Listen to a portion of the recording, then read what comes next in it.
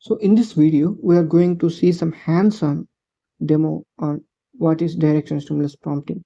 So actually, directional stimulus prompting is a prompt engineering technique where we give the model a very clear direction or instruction about how we want it to respond. So the direction, actually this direction can control the style of the output, the structure of the output, the tone of the output, or even the point of view.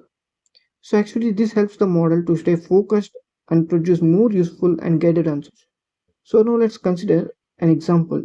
So let's start by giving the model a direction to explain in a very simple way like we do for a 5-year-old. So consider this prompt. Explain how the sun gives light. So here we mentioned direction. Explain it like I am 5. So the final prompt become explain how the sun gives light like I am 5. So here the AI given an output that the sun is like big light bulb in the sky.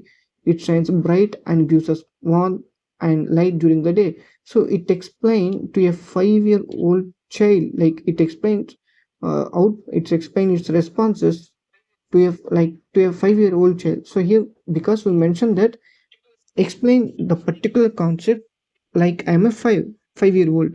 So here, because of the direction like I'm 5, the model used simple words and a child-friendly tone. So this is how directional stimulus helps to shape the style. So now we will give a direction to answer using bullet points. So this is useful when we want clear, easy to read answers. So let's consider the prompt. So what are the benefits of drinking water? So here we mentioned a direction, answer in bullets, meaning we want the answer which are in the form of bullet points. Okay, so hence the final prompt becomes list the benefits of drinking water in bullet points to the AI. So keeping that final prompt AI, it generates bulleted point answers related to benefits of drinking water. So the model followed the bullet point structure because we give it that direction. Without it, it might have written a full paragraph instead. Now we want the model to always sound positive. We use a directional cue to set the tone.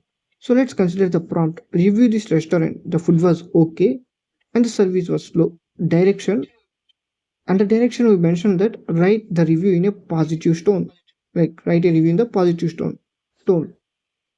So AI assumes that need to write a restaurant review for the food was okay and the service was slow using a positive tone. Hence, the output will be in the positive tone. Even though the original sentence was neutral or negative, the direction positive tone made the model reframe it positively. So direction stimulus influences the tone very well.